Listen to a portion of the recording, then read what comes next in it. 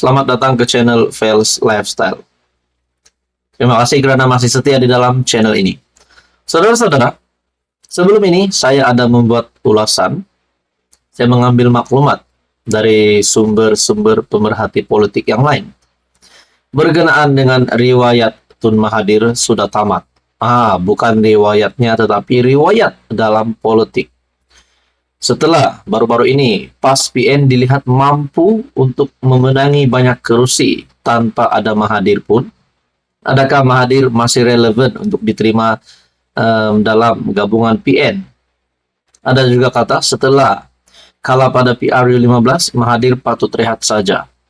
Dan kita juga pernah dikejutkan sebelum ini berkaitan dengan satu proyek ataupun isu yang melibatkan dana RM 200 juta lebih yang saya rasa melibatkan SPRM, di mana proyek ataupun rasuah RM 200 juta ini melibatkan nama Mahathir dan juga anak ketiganya, Mukris Mahathir. Saudara-saudara, yang terkini pula, polis membuat satu keputusan ataupun pendedahan yang pasti amat membuat penyokong Tun Mahathir pening kepala. Satu lagi artikel mengesahkan polis ambil keterangan Dr. Mahathir. Kali ini sekali lagi Tun Mahathir namanya disebut oleh polis. Melalui sebuah artikel dari Free Malaysia Today ataupun FMT, polis ambil keterangan Dr. Mahathir berhubung catatan Facebook. Dalam artikel ini, 2 laporan polis telah dibuat terhadap bekas Perdana Menteri itu selepas beliau membincangkan identiti dan sejarah Malaysia dalam 2 catatan Facebook pada Julai. Nah, menjadi persoalan tanda tanya ramai orang. Apa kaitan polis ingin mengambil keterangan bekas Perdana Menteri ini berkaitan dengan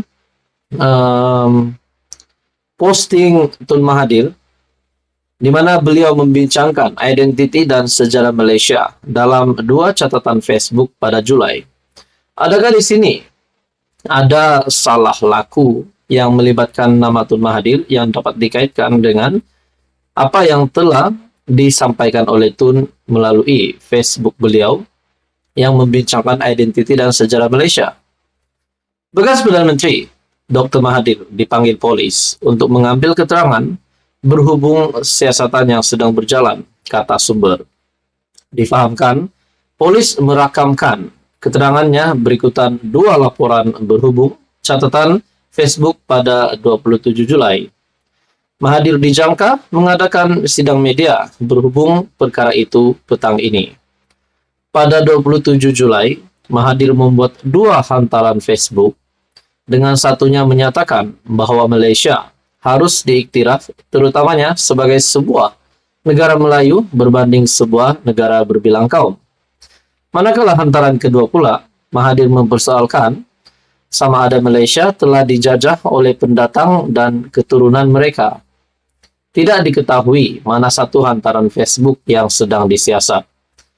Apabila saya melihat di sini pada tarikh 27 Julai, Mahathir membuat 2 hantaran Facebook, dengan satunya menyatakan bahwa Malaysia harus diiktiraf terutamanya sebagai sebuah negara Melayu berbanding sebuah negara berbilang kaum.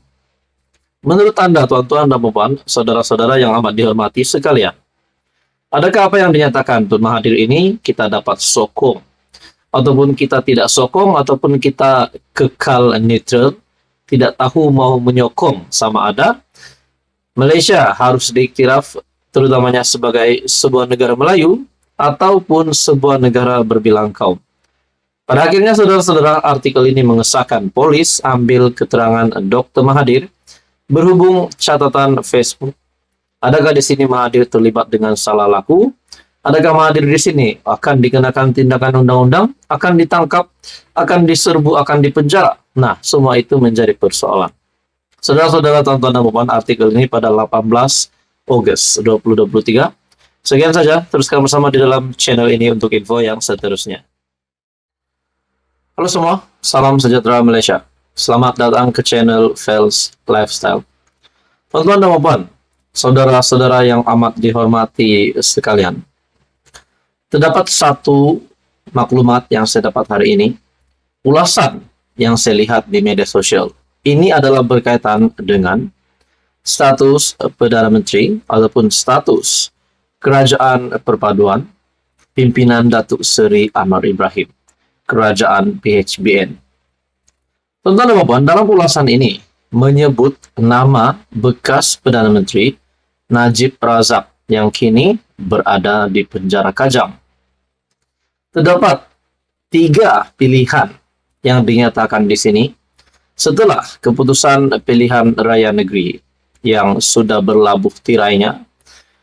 Akhirnya keputusan 3 sama itu dilihat kerusi yang dimenangi melebihi kepada PAS PN. Akhirnya ini satu ulasan yang menyebut 3 pilihan Perdana Menteri. Satu artikel dari Malaysia Kini, pilihan Anwar, tolak UMNO, bebaskan Najib, bincang dengan Muhyiddin. Wow, ada 3 pilihan Datuk Seri Anwar Ibrahim. Yang pertama yaitu tolak UMNO, yang kedua bebaskan Najib, dan yang ketiga bincang dengan Muhyiddin.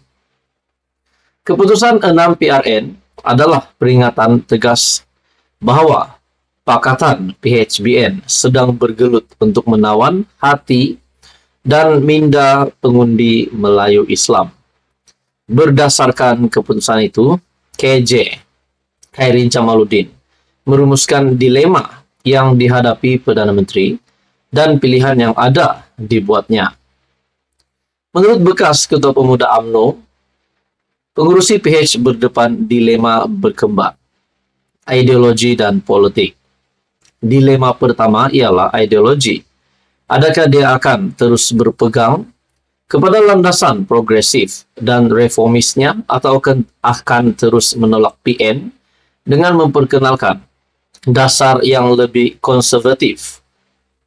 Akar umbi yang menyokongnya telah bertindak melalui keputusan pilihan raya dengan menggesa Anwar untuk berhenti memihak kepada hak Melayu dan menumpukan perhatian kepada mengembangkan ekonomi, memperkenalkan reformasi, dan memperjuangkan kepelbagaian budaya. Mengenai dilema politik, Khairi berkata, UMNO yang diharapkan Anwar untuk melawan PN di kawasan Melayu telah gagal dengan hanya memenangi 19 daripada 108 kerusi yang ditandingi. Jika UMNO gagal melakukan pembaharuan dengan antara lain memecat presidennya yang amat tidak populer, Anwar berdepan dengan keputusan strategik yang penting. Dia boleh kekal dengan laluan semasa dan menuju ke PRU akan datang dengan bekerjasama dengan UMNO. Dan dia juga boleh mempertimbangkan untuk mengesyorkan pengampunan diraja untuk bekas Perdana Menteri Najib Razak yang masih mempunyai sokongan yang besar dalam parti, tambahnya. Khairi berkata Anwar boleh meneroka untuk menamatkan perkongsian strategiknya dengan UMNO dan menggunakan pilihan lain.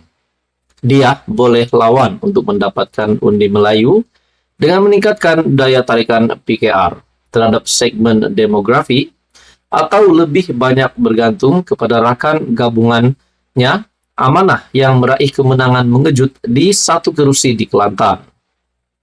Pilihan terakhir ialah menghubungi Presiden Bersatu Muhyiddin Yassin yang merupakan parti penting dalam PN.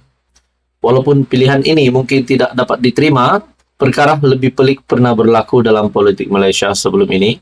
Yang terbaru adalah gandingan PH dengan UMNO. Dilema ini pasti membebankan Perdana Menteri Malaysia dan kerajaannya dalam beberapa tahun akan datang. Jadi saudara-saudara, itu adalah kenyataan ataupun ulasan saya rasa dari Khairi Jamaluddin. Pilihan Anwar, tolak UMNO, ataupun bebaskan Najib, ataupun bincang dengan Muhyiddin. Menurut Anda saudara-saudara, apa komen Anda? Sekian saja, teruskan bersama di dalam channel ini untuk info yang seterusnya. Mohon bantu channel ini dengan menekan butang like, share, dan juga subscribe.